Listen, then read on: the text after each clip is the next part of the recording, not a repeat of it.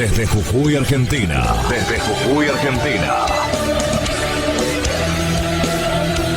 Panoca.com.ar. La puerta de entrada al futuro. Panoca Rock.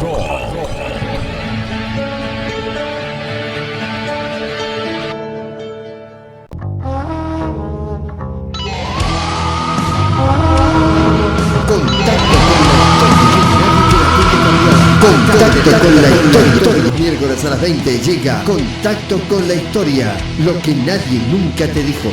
Lo que otros no se atreven a hablar. Escúchalo en la voz del profe Manuel Armas. Todos los miércoles, 20 horas. Contacto con la historia.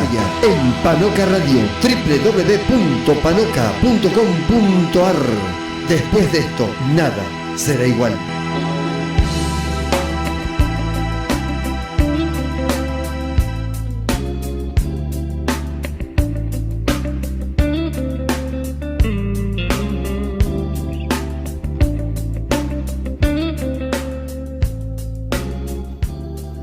¿Qué tal? Otra vez en este contacto con la historia. Pasa rápido el tiempo, ya pasó una semana. Y bueno, quiero agradecerles a todos, nuestros seguidores, nuestra audiencia, y ahora también tendremos que decir teleaudiencia, por estar con nosotros, por seguirnos. Sobre todo agradecer las felicitaciones, los mensajes que nos hicieron llegar en esta semana, algunas preguntas también que hemos ido contestando a través del Facebook de Contacto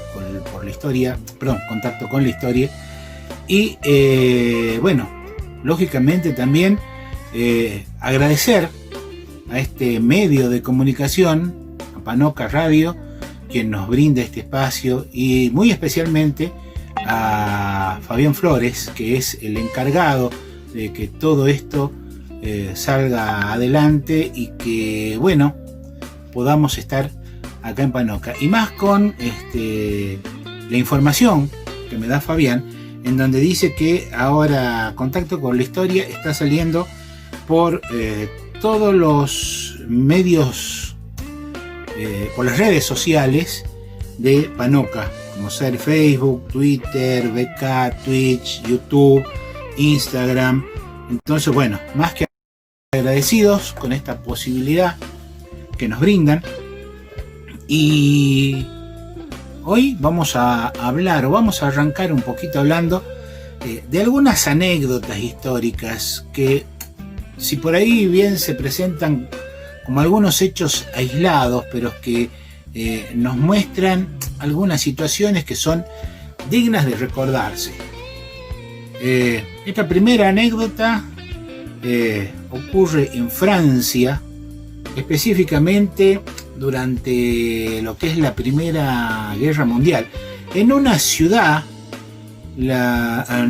muy cercana a París, en donde hay una casa en donde una señora mayor, ya una señora de unos 82 años más o menos, tiene una especie de fundación o beneficencia, si se quiere, en una casa, ¿sí?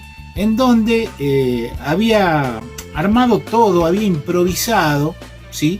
Un hospital, un pequeño hospital de campaña, un hospital como para brindar los primeros auxilios a aquellos que estaban combatiendo en el frente. Y en uno de estos enfrentamientos, de estos avances, había simplemente una pequeña división de soldados que defendían ese pueblo, que defendían esa posición frente al avance de las tropas alemanas, de las tropas prusianas. Entonces ya, el gobierno le había avisado, le había advertido, hasta le habían pedido a esta señora mayor que se fuera, que se retirara, porque había el peligro inminente de que la lucha se trasladara hasta ese mismo pueblo. y ella se negaba con sus ayudantes precisamente por esta tarea, por esta labor humanitaria que estaban haciendo. Bueno, de esa manera va a estar un día en la puerta de la casa cuando ve que pasa una patrulla con un carretón que estaba lleno de heridos. Pasa una patrulla francesa. Entonces, bueno, los saluda y les pregunta, bueno, estos son heridos del frente, y el jefe, el encargado de esa pequeña compañía, le dice que sí, que eran heridos y que ellos los estaban custodiando. Y le dice, bueno, hágalos pasar. Y el francés, asombrado, le dice, pero son prisioneros de guerra, son prusianos, son alemanes. Y ella le contesta, yo no pregunté de dónde eran o quiénes eran, pregunté si eran heridos, y como están heridos, hágalos pasar.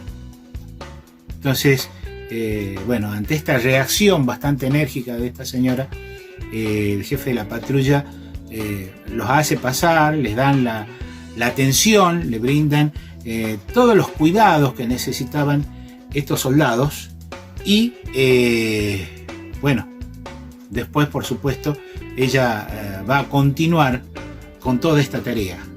Ahora, ¿quién era esta señora? El nombre de esta señora era Josefa Dominga Balcarce San Martín, nieta del general San Martín. Después de que terminó la guerra, el gobierno francés la va a premiar precisamente con la Legión de Honor. Ahora, qué ejemplo, ¿no? Hay un refrán muy conocido que dice, lo que se hereda no se roba. Y miren si esta señora, ya en esos momentos mayor, no habría heredado todos los valores de precisamente el general San Martín, su abuelo, que liberó la mitad, podríamos decir, prácticamente de América del Sur. Entonces, bueno, esta es la primer anécdota que vamos a contar hoy. Tengo otra que algunos dicen que bueno, que no es una historia verdadera, otros dicen que sí, es una historia real, y que tiene que ver con Escocia. En Escocia hay muchos granjeros, y según cuentan, un día había un granjero que humilde, ¿sí? Tenía una pequeña granja, que salía todas las mañanas a trabajar, y mientras estaba trabajando escucha unos gritos pidiendo ayudas que venían de un pantano, de un lodazal cercano, y cuando llega allí encuentra a un joven que estaba hundido, ¿sí? Y cada vez se hundía más en ese pantano. Entonces él, arriesgándose, inclusive poniendo, si se quiere, en peligro su vida, logra rescatar a este joven. Lógicamente le agradece, se va, y al día siguiente en su choza, su casa, aparece un hombre muy bien vestido en un carruaje importante, imponente. Era un lord de la nobleza británica, y le agradece porque le dice que él había salvado al hijo, o sea que este campesino escocés había salvado al hijo, y que bueno, quería recompensarlo. El campesino le dice que no, que simplemente lo había ayudado, que había cumplido con su obligación como persona. Entonces, y en lo que estaban hablando, aparece el hijo del campesino. Entonces este noble le pregunta, ¿ese es su hijo? Sí. Bueno, dice, hagamos una cosa. Yo le voy a dar a su hijo la misma posibilidad de estudio que tiene mi hijo. Y bueno, y si ha heredado esa predisposición que usted tiene, estos valores que usted tiene, seguramente tanto usted por ser el padre y yo por pagar su educación, nos vamos a sentir orgullosos de este joven. Bueno, ese joven va a ir, va a estudiar y se va a graduar en la escuela médica del hospital de Londres y va a ser el doctor Alexander Fleming. O sea, este campesino que había ayudado a ese joven era el padre, el señor Fleming. Y Fleming va a ser precisamente, Alexander Fleming, va a ser quien logra descubrir la penicilina, lo que va a permitir salvar gran cantidad de vidas. Pasa un tiempo y el nieto de este noble que había pagado los estudios de Alexander Fleming, o sea, el hijo de ese joven que este campesino había salvado, el padre de Alexander Fleming había salvado, se va a enfermar y se va a enfermar gravemente de neumonía. Y va a poder salvarse precisamente gracias a este remedio, a esta aplicación de la penicilina descubierta por Alexander Fleming.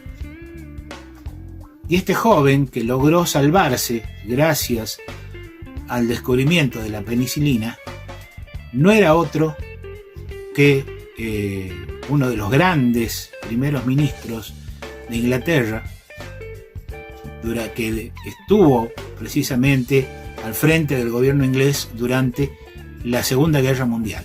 O sea, estamos hablando de Winston Churchill. O sea, su abuelo, quien había pagado los estudios de Alexander Fleming, que descubre la penicilina, era Rudolf Churchill. Entonces mire lo que son las cosas. Y bueno, viene a mi memoria otro refrán, si se quiere, que uno cosecha precisamente lo que siembra. O sea que si uno hace el bien, indudablemente que también va a recibir cosas buenas. Bueno, entonces una vez contadas estas anécdotas, nos vamos a meter de lleno en el tema de hoy, el contacto con la historia.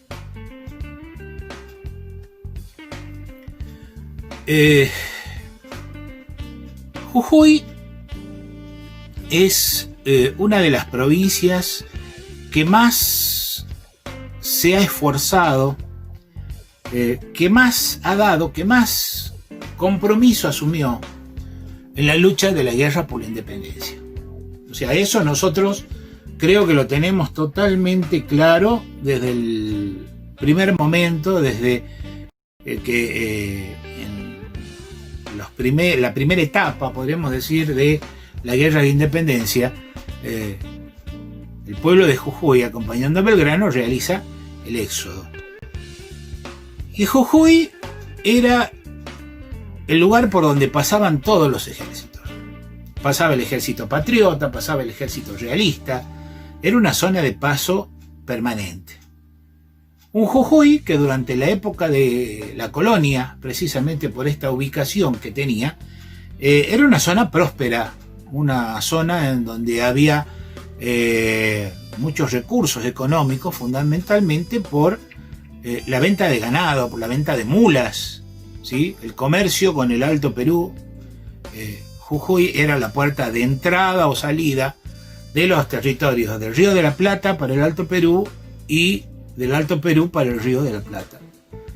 Entonces, toda esa situación va sufrieron una crisis durante las luchas de independencia y van a ser 15 años. Ya estamos hablando de 15 años que dura la guerra de independencia. Y que yo me animo a decir, si no fuera por Jujuy, si no fuera incluso por los jujeños, lo que hoy nosotros llamamos República Argentina, muy posiblemente se habría dividido, se habría disgregado, se había perdido más territorio, como en su momento perdimos el Uruguay, perdimos Paraguay, perdimos el Alto Perú. Pero si no hubiese sido por esa férrea resistencia y sacrificio del pueblo jujeño, a lo mejor hoy lo que nosotros llamamos República Argentina podría estar dividido en 2 o 3 países más pequeños. Y todo esto se logró gracias a la lucha y a la resistencia de este pueblo jujeño, que soportó 15 años de lucha, que soportó 11 invasiones, algunos dicen 13 invasiones realistas, la ocupación del territorio jujeño, 3 éxodos. Y miren que son difíciles los éxodos. ¿Y todo por qué? Bueno, precisamente para que nuestro país sea libre, sea independiente. Y uno de los roles fundamentales, a partir del año 14 prácticamente, o sea, durante 10, 11 años, lo va a llevar lo que se llama la Guerra Gaucha.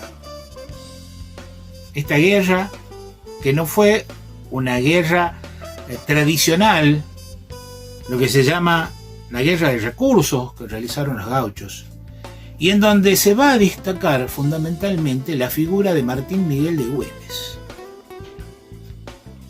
Nosotros, en la República Argentina, podemos decir que tenemos fundamentalmente 3 próceres. Esos 3 próceres, hombres destacados de nuestro país, y no solo de nuestro país, sino hasta me animo a decir también de América del Sur, son San Martín, Belgrano y lógicamente Güemes. Y los 3 se conocían. Entre los 3 intercambiaban correspondencia. San Martín va a nombrar a Güemes precisamente jefe de lo que es la vanguardia del ejército del norte. Entonces, yo creo que es necesario de que nosotros seamos verdaderamente conscientes de lo que esto significa. Ahora bien, muchas veces cuando hablamos de lo que es la lucha de independencia, de esta guerra que nos permitió ser una nación libre, se mezclan, o a veces no tenemos muy claros los términos, o utilizamos algunos términos como sinónimos. Por ejemplo, es muy común usar indistintamente, usar como sinónimos la palabra prócer, la palabra héroe, batalla, combate. Entonces yo creo que en primer lugar, algo que nosotros tenemos que hacer es tratar de acordar o dar a conocer de manera específica qué es lo que significa cada uno de estos términos, ¿sí? En primer lugar, cuando nosotros hablamos de un prócer o de los próceres, algunos también hablan de padres de la patria, pero el padre de la patria es algo en donde existe el compromiso de los hombres que buscaron formar o conformar una nación. Pero acá, ¿a quién podemos llamar prócer?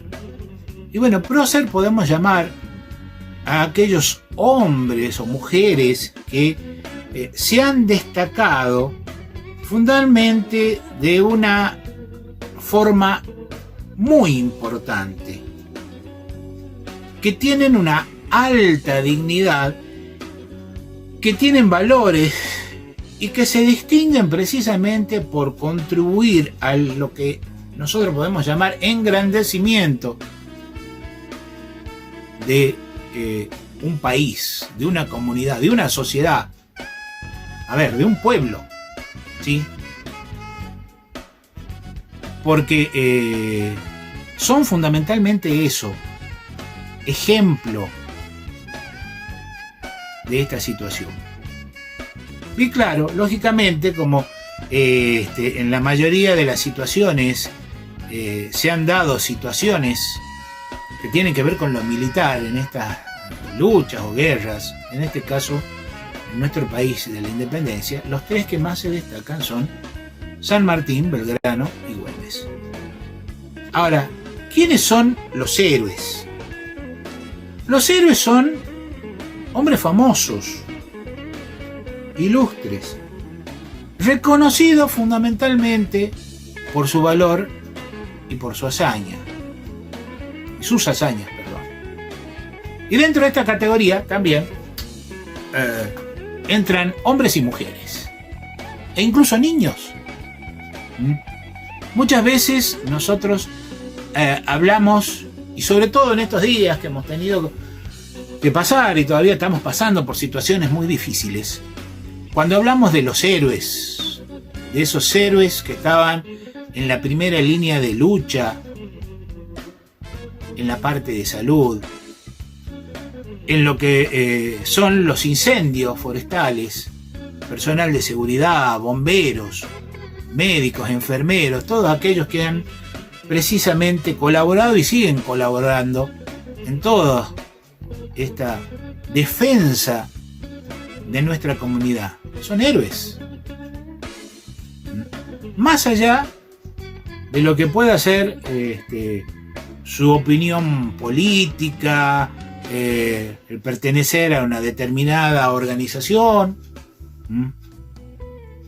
Cuando hablamos de esos hombres y mujeres que estaban sirviendo en el Ara San Juan,